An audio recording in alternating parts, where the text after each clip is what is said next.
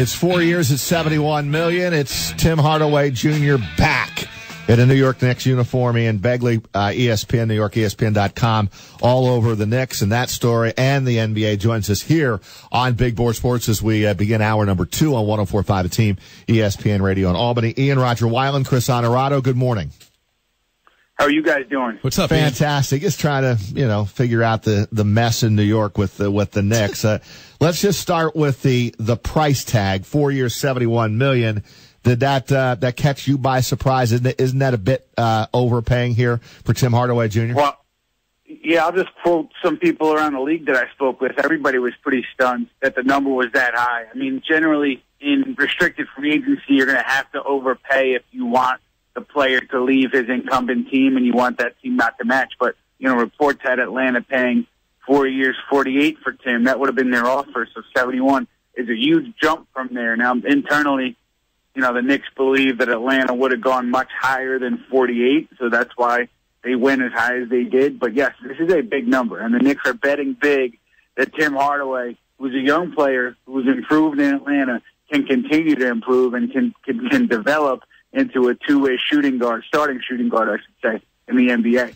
Do you think he's a good fit? I all agree. 4 years, $71 million is too much. But having said that, he averaged, 14 a game for Atlanta last year, young player, and the Knicks seem to be going younger here with, him and KP and Hernan Gomez, and then you throw in the 2017 lottery pick and Ntilikina. Is he a good fit right now with the Knicks and the young guys?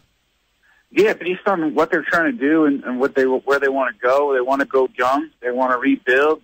So a 25-year-old who is improving, who has learned how to play a more well-rounded game down in Atlanta over the last couple of years, if you can get him in your system, yeah, I think that's a good move. I mean, the price tag, it's gonna hurt the Knicks later on with their salary cap. It's gonna tie up a bunch of room, but I don't think any free agents were coming to New York. None of the big names were coming to New York. They weren't in on any of those big names because they didn't have a ton of money, and they wanted to do something here. So I think Tim fits their vision for the future. It's just a matter of what they do at point guard, who they can bring in, and what they do, obviously, with this Carmelo Anthony situation with the trade on their hands. ESPN New York's Ian Begley with us here on 104.5 The Team, ESPN Radio. You can find him on Twitter, simply at Ian Begley, Begley.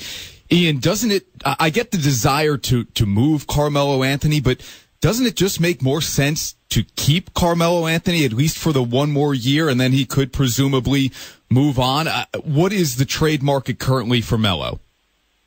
Well, one thing with keeping Carmelo, I would assume that he would opt in to that fifth year. Okay. Because that number, I don't know exactly what it is, but it's between 26 and 30 million, and I don't think he'll get that on the open market from the team. So, you would have him on the roster for 2 years. Me personally, I think it makes a lot of sense. I think he can help those young guys, but the Knicks, they have their issues and their problems with keeping Carmelo around because they think that the best way forward for them is just to go young, start fresh, build a culture with those young guys. And they think that Carmelo can potentially impede that. So that's part of the reason why they want to get him off the roster. So that's where they are with him.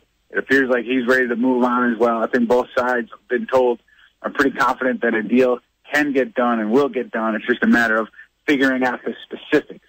But as far as the idea of keeping Carmelo on, I think it would make a lot of sense, but, the decision makers with the Knicks obviously see things otherwise. And Steve Mills, it sounds like he'll make that decision because I'm hearing that the James Dolan is going to give him the president's role. They'll find a number 2 guy to sit in behind him, but Steve Mills is going to be the new Phil Jackson. Yeah, I don't think that was ever in doubt. With David Griffin, the idea was that he would come in under Steve, and Steve would be the president, and that was an issue for David Griffin. So, that will be true of anyone they bring in, that Steve is going to be above them. So the idea is to try to bring someone else, a GM, either in from the outside or promote from within, and have that person make basketball decisions underneath Steve. Obviously, David Griffin wasn't interested, but no matter what happens, Steve will be here and will more than likely be that top guy. Unless someone, a huge name, let's say Jerry West says, you know what, I want to come in and run things, I'm sure the Knicks then would shift their thinking and would allow Jerry to come in and be the ultimate basketball decision maker here. But right now, the way things stand, Steve Mills will be the president. They'll bring someone else in to be the GM, either from the outside or from within. Ian Begley, ESPN New York, with us talking Knicks basketball. All right, in your opinion, will Melo be on this roster next season?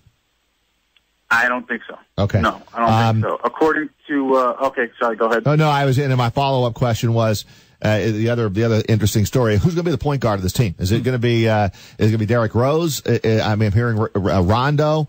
Who's going to be the veteran point guard that they want? Well, they've talked to Rondo. They've been in touch with Rondo's agent. You know, there's interest on both sides. They're keeping their options open at this point. They have interest in, I think, several veterans, and a lot of the guys they had interest in are off the market, like Shelvin Mack and Darren Collison. So, you know, it's Rose and it's Rondo, and then it's kind of space fillers as far as free agency goes. But, you know, I wouldn't discount the idea of them making a trade, trying to bring in a guy via trade. They wanted to trade for Patrick Beverley of Houston before Beverley was traded to the Clippers in that Chris Paul deal. And they talked to Boston about trading for Marcus Smart back when Marcus Smart was available.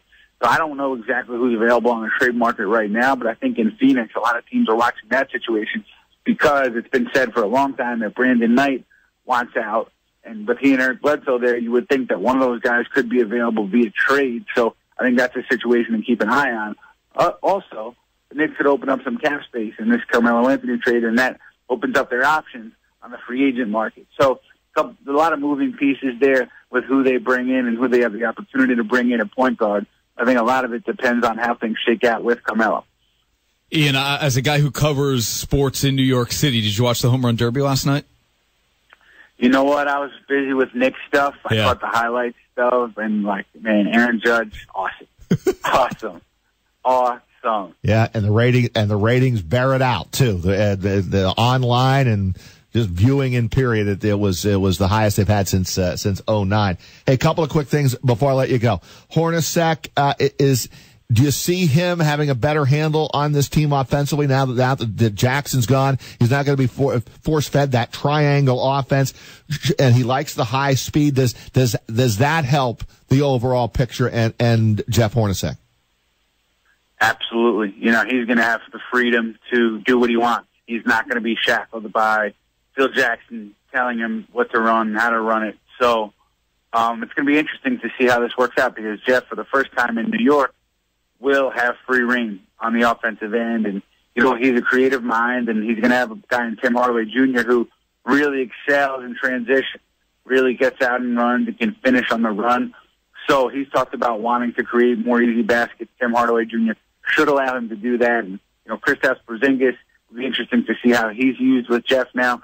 Does he allow him to face up? Does he allow him to play more on the perimeter now? I know Phil Jackson wanted to see Chris in the post more often than not. So this is an interesting situation to keep an eye on going forward now that Jeff has the freedom to do what he wants. And one more, Ian, how quickly do you think the Melo trade will go down, and is he going to end up in Houston or Cleveland? Yeah, I don't know how close they are. I just know they're talking, and I know it's complicated, and I know you probably have to get a third team involved to ship Ryan Anderson out to that third team. I can't tell you exactly when it's going to get done. I just know everybody involved thinks something will happen. They feel good about the idea that something will happen. So unless something goes haywire here, I would expect it to get done at some point in the next few weeks. And Ian, you'd hedge your bet on Houston over Cleveland? Yes. Yeah. I think Houston is the primary target right now. I think Cleveland would like to see Melo bought out and then get him as a free agent, just like every other team. But I think, you know, Houston sees a path to get Carmelo via trade. Cleveland, I think, finds it a little more difficult. All right, Ian, thanks so much for a few minutes here on ESPN 104.5, a team in Albany. We appreciate it, and we'll be back in touch. My pleasure, guys. Always happy to join you.